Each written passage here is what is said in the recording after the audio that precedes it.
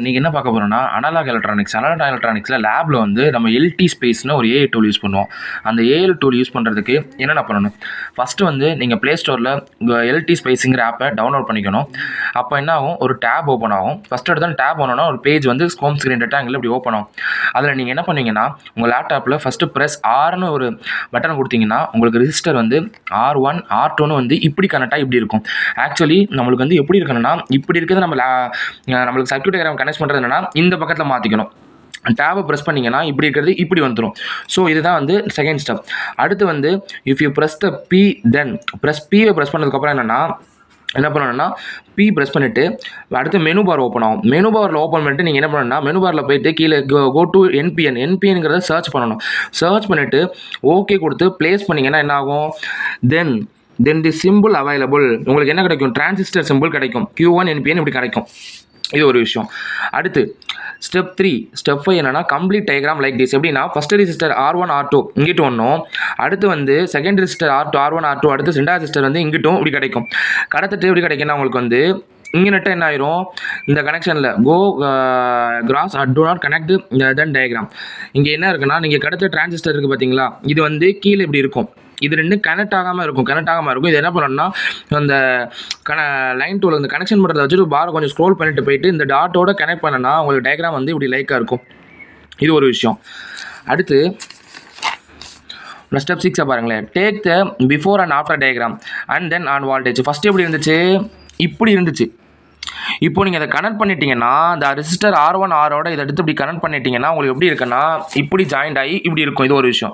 Next என்ன பண்ணணும்னா go to type B, திரும்பியும் பியை டைப் பண்ணிட்டு அதில் திரும்ப அதே மெனு பார் சர்ச் போயிட்டு அங்கே என்பிஎன் சர்ச் பண்ணோம். இங்கே என்ன சர்ச் பண்ணணும்?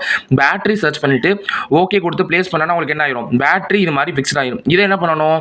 இது கூட கனெக்ட் பண்ணணும். ஃபார் எக்ஸாம்பிள் நம்மளுக்கு ஆல்ரெடி கொடுத்த டயக்ராம் பாருங்கள், இப்படி இருக்குது. அதே தான் இங்கே என்ன இருக்குது? இப்படி இருக்குது. இங்கே வால்டேஜ் என்ன இருக்குது? பக்கத்தில் பேட்டரி இப்படி இருக்குது.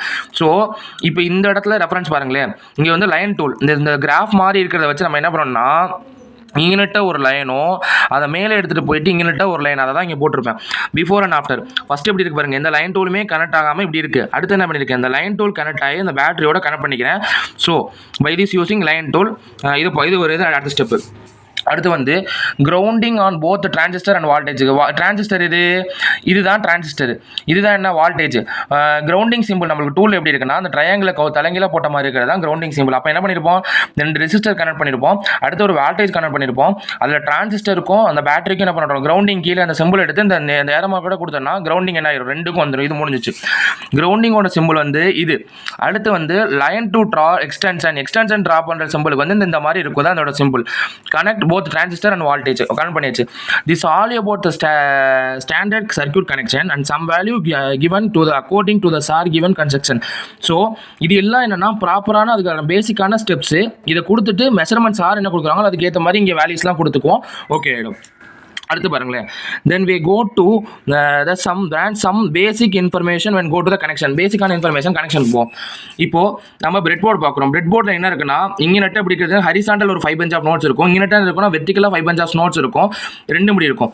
அடுத்து நம்ம என்ன யூஸ் பண்ணுறோம்னா இங்கே BC457 யூஸ் பண்ணுறோம். இதுதான் என்னன்னா ஒரு மொபைல் டார்ச் லைட் தான் அந்த BC457. Next step by step connection parts, how to fix working, reason, clarity, எப்படி ஒர்க்கிங் ஆகுதோ ஒரு ரீசன் தெளிவாக பார்க்கலாம். ஃபஸ்ட்டு என்ன பண்ணணும்? இதை பிஞ்ச் டவுன் கீழே வைக்கணும். ஆன்டி கிளாக் வைஸாக நம்ம எப்படி கொடுக்கணும்னா எமிட்டரு பேஸு கலெக்டரில் கொடுக்கணும். EBC transistor is working or not check. Transistor உங்களுக்கு ஒர்க் ஆகுதா இல்லையான்னு செக் பண்ணணும்னா பீட்டா வேல்யூ தெரிஞ்சாலே போதும். உங்களுக்கு பீட்டா வேல்யூ கொடுத்தா டிரான்சிஸ்டர் வந்து ஒர்க் ஆகுதுன்னு அர்த்தம். பீட்டா வேல்யூ கிடைக்கல, ஜீரோவாக எதுவுமே இல்லாமல் இருக்குன்னா அந்த இடத்துல டிரான்சிஸ்டர் என்ன ஆகலை, உங்களுக்கு ஒர்க் ஆகலைன்னு அர்த்தம். இதுதான் அந்த இன்ஃபர்மேஷன். அடுத்த கண்டினியூ ஒரு விஷயம் பார்க்கலாம். இப்போ அடுத்த விஷயம் என்னன்னா ஹவு டு கிவ் CL100 பேஸை ஒரு பக்கம் கொடுத்துட்டு எமிட்டருக்கோ இன்னொரு பக்கம் சைடில் கனெக்ட் பண்ணணும். ஸோ இப்போ பிரெட் போர்ட் கனெக்ஷன் எப்படி இருக்குன்னா இங்கே என்ன பண்ணணும்? 2 to 1 ohm ரெசிஸ்டன்ஸை வந்து நம்ம என்னென்னா பேரலாக கனெக்ட் பண்ணணும். இது பேஸு, எமிட்டரு, கலெக்டரு. இப்போ இங்கேருந்து போணுச்சுன்னா 1 நோடு. அதே மாதிரி தான் இங்கேருந்து 2, இங்கேயும் 2 தான். அடுத்து இங்கேருந்து 3. ஆனால் இங்கே வரல என்ன இருக்குது? சப்ளை வேறு எது வந்துடுது. அப்போ இங்கே 4, இங்கேயும் 4, கிரவுண்டு. இப்போ நல்லா புரிஞ்சுக்கோங்க. சப்ளை நம்ம எப்படி கொடுக்கணும்னா மேலே டாப் பாசிட்டிவாகவும் கீழே டவுன் கிரவுண்டுக்கும் கொடுக்கணும். அடுத்து வந்து நல்ல விஷயத்தை பாருங்கள். இன்புட் நம்ம என்ன கொடுக்குறோம்? டிரான்சிஸ்டர் ஒர்க் ஆகுதா இல்லையான்னு செக் பண்ணணும். பீட்டா வேல்யூ கிடைக்குதாந்தா அது என்ன டிரான்சிஸ்டர், கிடைக்கலன்னா அது டிரான்சிஸ்டர் இல்லை. Check the colour of the resistor check பண்ணணும். BB ராய் செக் பண்ணணும். Check the value of the மல்டிமீட்டரோட வேல்யூ செக் பண்ணணும். Connect the resistance, connect supply, check supply 10 volt comes or not. Supply connect பண்ணிட்டு அதில் 10 வால்ட் வருதா இல்லைன்னு செக் பண்ணணும். அவுட்புட் நம்மளுக்கு கிடைக்கணும். ஐவி கிராஃப் கிடைக்கும் கியூ பாயிண்டில். கியூ பாயிண்ட்னா அந்த பாயிண்ட் வீக்கமா எப்படி கிடைக்குன்னு பார்க்குறது தான் ஆப்ரேட்டிங் பாயிண்ட். அடுத்து how to check VCE collector to emitter. நம்மளுக்கு விசிஇ வேல்யூ வந்து கலெக்டர்லேருந்து எமிட்டருக்கு எப்படி செக் பண்ணணும்னா மொதல் விஷயம் ஸ்டெப்ஸ். டிஎம்எம் அப்படின்னா டிஜிட்டல் மல்டிமீட்டர். இப்போ டிஎம்எம்ல டிசி வால்டேஜ் வந்து நம்ம என்ன பண்ணணும், மோடை செட் பண்ணணும். அதில் 20 வால்ட் வந்து என்னென்னா மல்டிமீட்டரில் இருக்கும் ஃபஸ்ட்டு. இப்போது அதில் பிளாக் ப்ரோப் வந்து எமிட்டர் பின்னுக்கும், ரெட் ப்ரோப் என்னன்னா கலெக்டர் பின்னுக்கும் கொடுத்துடணும். இதில் multimeter reading VCE, red probe C which black probe E reading V equal to 6.2 volt. விசிஇனா 6.2 volt. Base do not touch because of circuit is on. Base என்ன பண்ணாது, கீழே டச் ஆகாது, ஏன்னா சர்க்யூட் வந்து ஆன்ல இருக்கு. இப்போ இது ஐசி கரண்ட் எப்படி கண்டுபிடிக்கிறது பாருங்க. ஐசி கரண்ட் மெஷர் பண்றதுக்கு 2 வே இருக்கு, 2 வே இருக்கு. ஃபர்ஸ்ட் என்ன பண்ணுறோம் பாருங்க, முதவே மல்டிமீட்டரை வந்து ஆஃப் பொசிஷனில் வச்சுறோம். பிளாக் ஒயர் வந்து நம்மளுக்கு ஓம் வந்து சென்டர்லையும், ரெட் ஒயர் வந்து நம்மளுக்கு ரைட்லையும் இருக்குது. அடுத்த ஸ்டெப் போய் பாருங்களேன். நாப் வந்து ஹெச்எஃப்இ மீன்ஸ் என்ன, பீட்டா. உங்களுக்கு பீட்டா இல்லையா HFE. So small comparison.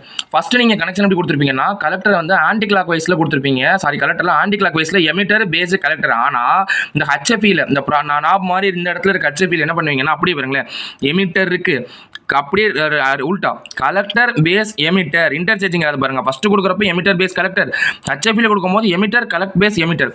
Question how to connect in HFE. ஹெச்எஃப்இல எப்படி கனெக்ட் பண்ண சொன்னால் நான் உல்டா ரிவர்ஸ் கனெக்ட் ஆகணும். Now change HFE is equal to 160.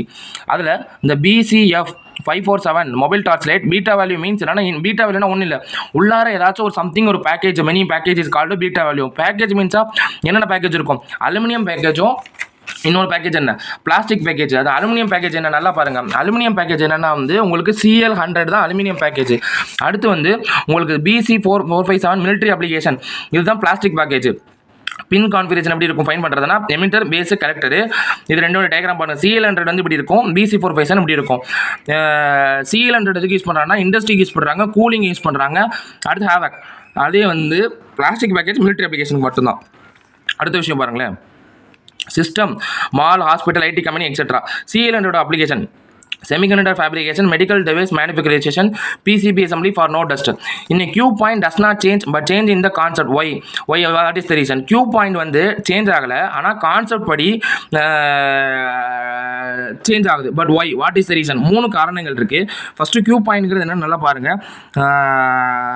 குவாசன்ட் point by operating point. முதல் ரீசன் பைசிங் கரண்ட் வந்து சேஞ்ச் ஆகும், ஆனால் சேமாக தான் இருக்கும். ரெண்டாவது ரீசன் என்ன, ஏசி சிக்னல் வந்து Q பாயிண்ட்டுக்கு அதிகமாக மூவ் ஆகாது. அடுத்து வந்து different connection, same Q point, same transistor. Different configuration இருந்தாலும் சேம் Q